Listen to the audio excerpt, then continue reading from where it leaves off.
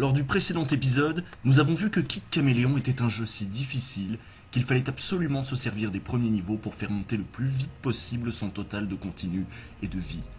Nous avons traversé ensemble 14 niveaux différents, au cours desquels je suis parvenu à rassembler un total de 32 vies. Cela ne s'est pas fait sans heurts puisque je suis tout de même mort 7 fois, souvent par excès d'assurance ou d'empressement. Sans ces erreurs, j'aurais eu à ma disposition une quarantaine de vies, ce qui aurait été, pour la suite du jeu, un peu plus confortable. Mais les pièges sont implacables et le level design toujours plus déroutant, et il devient de plus en plus difficile de progresser et surtout de garder son sang-froid. C'est ici que je vous ai laissé. Après 34 minutes de jeu, je suis parvenu là où j'avais conclu mon test quelques jours plus tôt. Pour beaucoup d'entre vous, les niveaux qui vont suivre seront tout à fait inédits. Bienvenue dans le monde impitoyable de Kid Caméléon.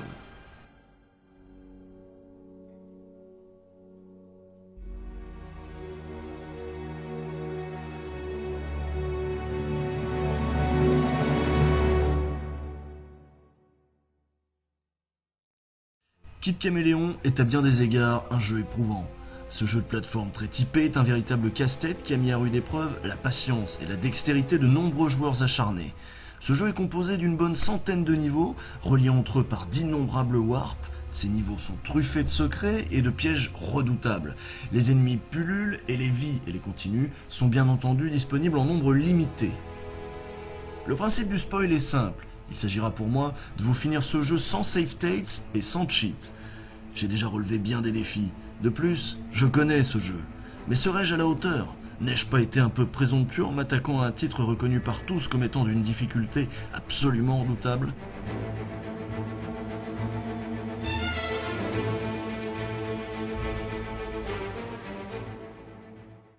Alors voici, souvenez-vous, voici où nous en étions rendus lors du test de Caméléon en ma compagnie. Et là, je vais assurer ma race. Non! J'ai rien assuré du tout.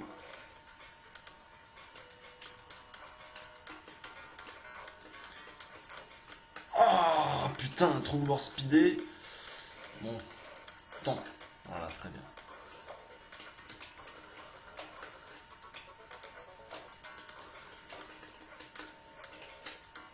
Et il glisse en plus ce con là, ce qui fait des fois tu tapes des redescentes comme ça, voilà, tu redescends. Allez, prudence et mère de sûreté.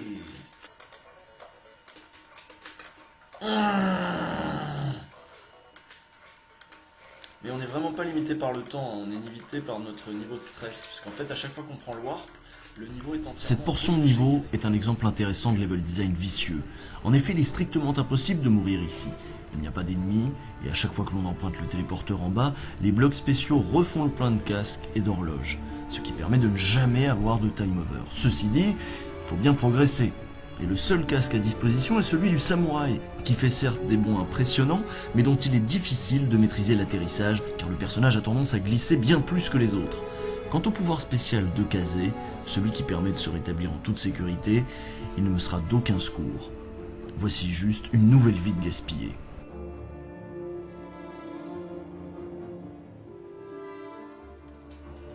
Ah putain!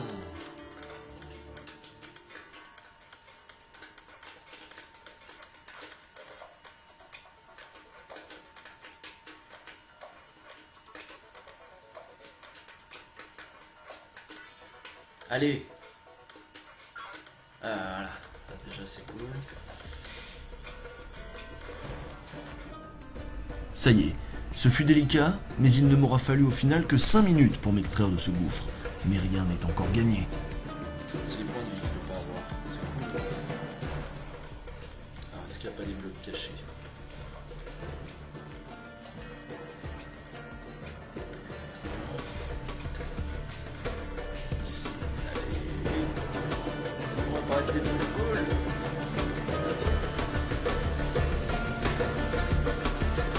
Oh putain!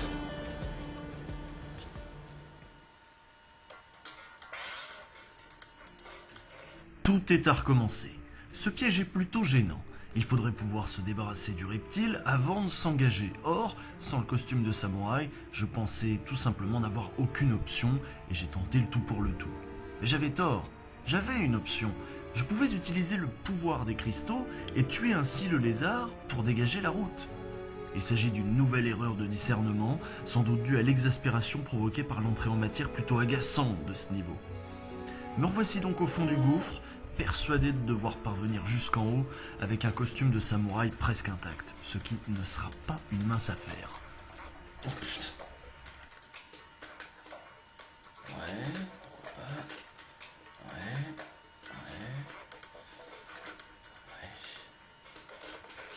Oh là là là là là là là là. Oh oui. Mais j'ai encore pas de point de vie. Donc est-ce que je vais tenter un truc? Je vais aller par là. Ouais, non, c'est nul, c'est une idée de merde. Oh putain.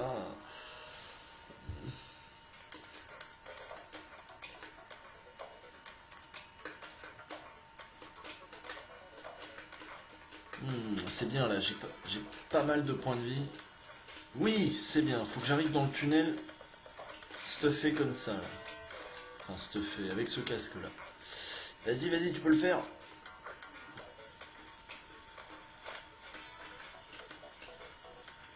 Ah bah voilà, c'était bel et bien par là. Bon, j'en ai tellement ras le cul de ce niveau que je le finis parce que ça suffit. Ça y est, ce niveau pénible est derrière nous. Il m'en aura tout de même coûté 2 vies et un bon quart d'heure de jeu. Il s'agit pour l'instant du niveau sur lequel j'aurais passé le plus de temps de jeu, mais bien entendu, ce n'est rien comparé à ce qui m'attend encore. Il doit y avoir des trucs à gagner aussi. Oh putain. Une vie, voilà, très bien.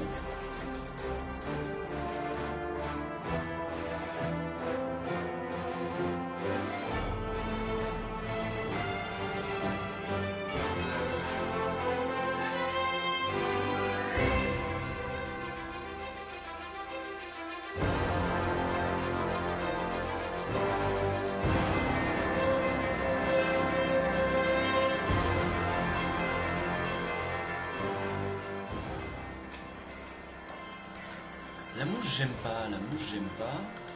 mouche j'aime pas, merde. On me va pour la mouche. Ouais, et ben voilà la mouche. Bravo la mouche. À moins qu'il y ait un continuum ici. Ah putain, il y avait une vie, mais c'était trop dur.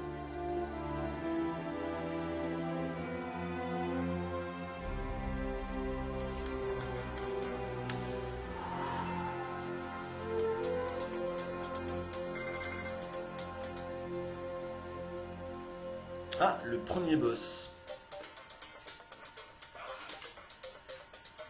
Il est sympa, hein. Nous voici, après près d'une heure de jeu, enfin parvenus au premier boss. 3 têtes de chauve empalées sur une flèche qui crachent des sortes de dangereux molards radioactifs. Pour les tuer, il suffit de leur sauter dessus. Mais attention, leur masque de collision ne couvre pas tout le crâne, et si l'on a le malheur d'être un petit peu trop à gauche ou un poil trop à droite, c'est la punition. Ici, le drapeau n'apparaîtra pas tant que je ne serai pas venu à bout du boss. Je connais ce niveau, et sais où chercher le costume qui semble le plus adapté. Le tueur à la hache permet 2 choses, utiliser enfin ces cristaux que j'ai bien trop négligés depuis le début du jeu, et surtout pouvoir tirer à distance sur ce boss finalement assez peu mobile. Allez, ça dégage. Voilà, une qui dégage.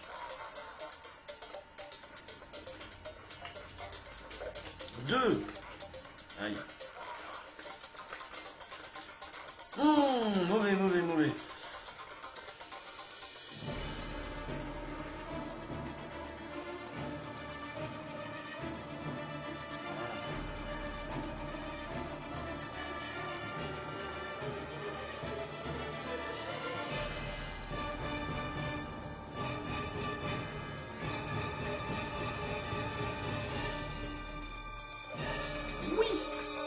Il ne me fallut que 2 minutes 30 pour l'oxyre tout à fait, ce qui est évidemment de bien bon augure pour la suite.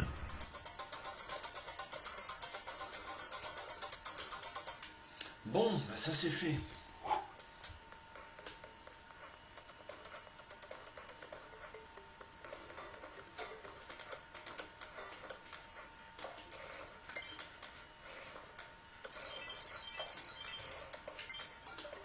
sais pas, j'ai bien envie de garder le casque de chevalier parce que... Continue. J'en ai trouvé un. Waouh. Allez. Il est temps.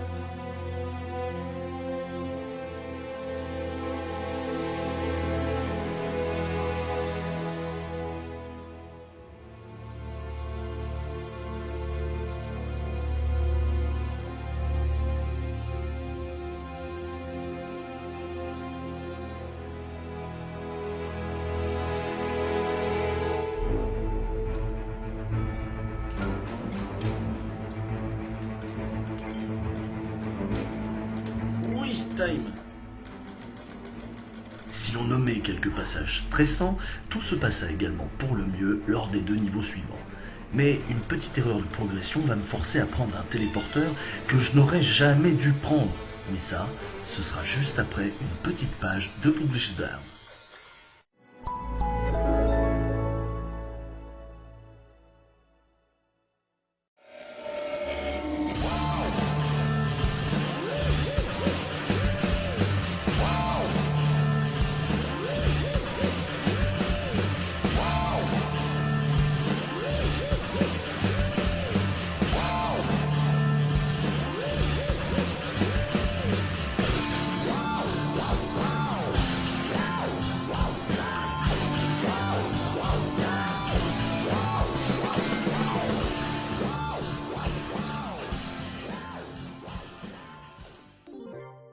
Enfin, disponible à la vente, le DVD exceptionnel de 88 miles à l'heure, l'émission dédiée au Tool Assisted Speedrun, avec une run exceptionnelle de Super Metroid 100% de plus d'1h15. Une interview croisée exceptionnelle. Un making-of exceptionnel. Et des photos exceptionnelles.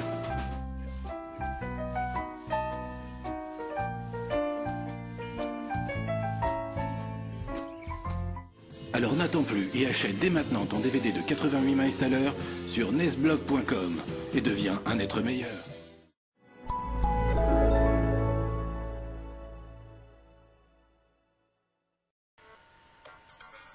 Ouh bah. Ça tombe bien, j'aimais pas la musique de votre truc. Encore un niveau d'ascension ou...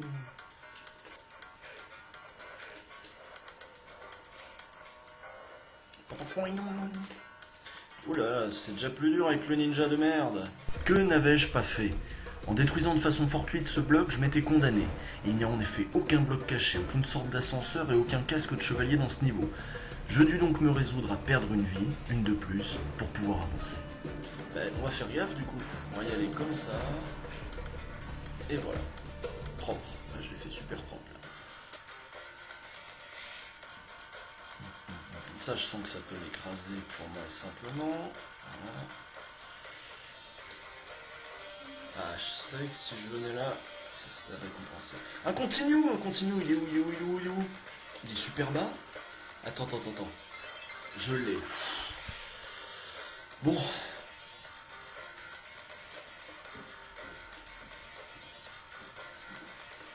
Je sais pas s'il faut que je descende ou que je monte. Un autre continue. Oh.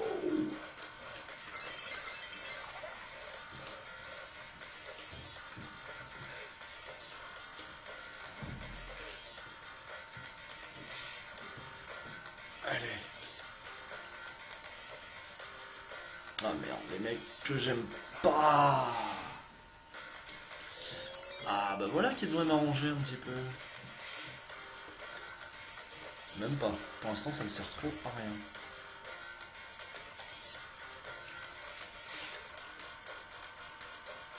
Ah putain de con. J'ai merdouillé quelque part. Ce niveau est le 21e niveau que je traverse. Et en effet, il est trop exigu, trop cloisonné pour que le casque de tornade magique me serve à quoi que ce soit. J'ai certes gagné 2 continues, soit 6 vies, mais j'en ai déjà perdu 2 des vies. Et ça ne va pas aller en s'arrangeant. Oh merde.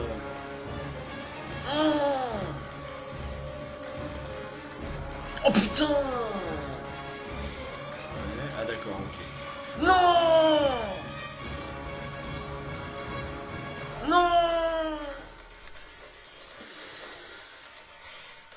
Bon, bah j'ai plein de continuos et je crois que ça va être l'heure de ma première pause club parce que là ça commence vraiment à être dur. Je joue à ce jeu à présent depuis près d'1h20. Le doute commence à m'habiter. Je sais pas si on est à mi-parcours ou à un tiers du parcours seulement. Pour l'instant ça va, mais bon, je commence un peu à m'énerver, mais c'est rien. Je sais qu'il y a bien pire encore qui m'attend. Mais je sais que je peux le faire. Je le sens. Je l'espère. Dans le niveau précédent, j'ai gagné 2 continues mais j'ai perdu 6 vies. Je dois tout faire à présent pour limiter la casse. Mon stock de vie n'est pas inépuisable et certains levels le font parfois baisser de façon beaucoup trop vertigineuse. Ceci dit, il me reste 11 continues, plus 3 vies. Je suis encore parvenu à faire gonfler mon capital, il atteint maintenant 36 vies. Rien n'est encore perdu. Mais c'est loin d'être gagné.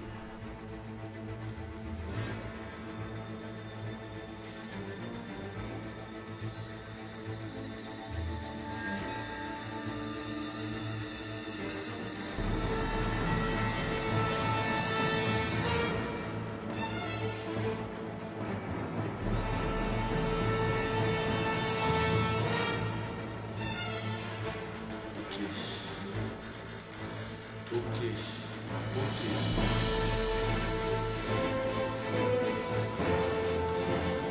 Oui! Une fois de plus, grâce à la magie de la pause clope, je suis parvenu à venir à bout de ce niveau plutôt coriace. J'ai tout de même laissé 7 vies en tout, mais la confiance revient. Souvenez-vous, dans l'épisode précédent, j'avais insisté sur le fait que le casque de la toupie volante miraculeuse était un formidable atout pour les spoilers. C'est précisément ce que je vais m'employer à démontrer ici.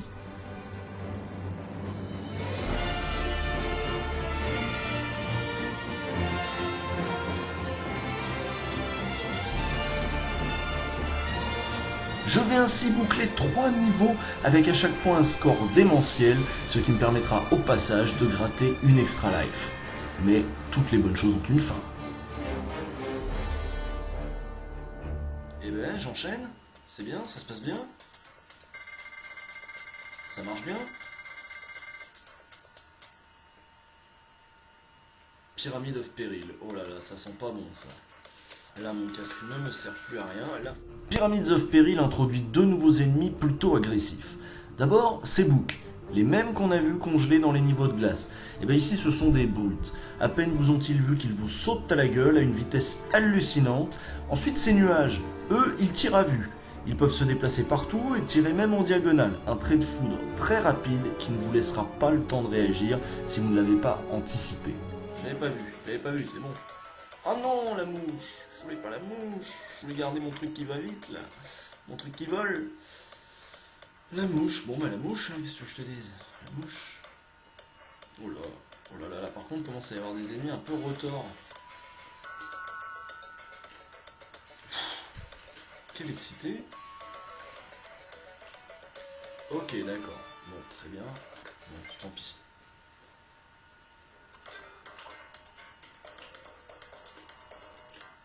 Aïe aïe aïe. Oh putain. Oh, joli. Joli niveau. Bon. Oh non, mais le feu il reste après.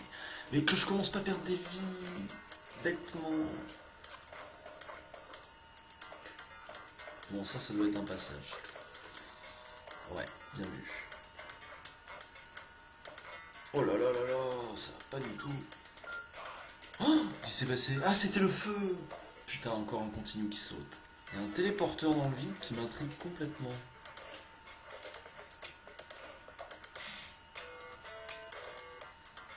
Et je suis dessus. Et je vais où avec ça? Dans un autre niveau. Bah c'est très bien. Ok. Résumons. J'ai parcouru en 1h30 27 niveaux. Certes, Kid Caméléon est composé de près d'une centaine de niveaux, mais grâce au Warp, il est tout à fait possible de le finir en n'ayant bouclé qu'une cinquantaine de ces niveaux. Je dispose encore de 10 continues et de 3 vies, soit 33 vies, ce qui était à peu près mon capital à la fin du premier épisode. J'ai donc limité la casse, bien qu'ayant, depuis le début du jeu, perdu tout de même 21 vies.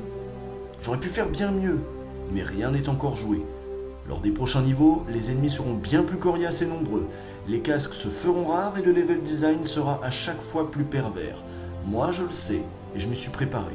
Mais vous, êtes-vous prêt à passer aux choses sérieuses ?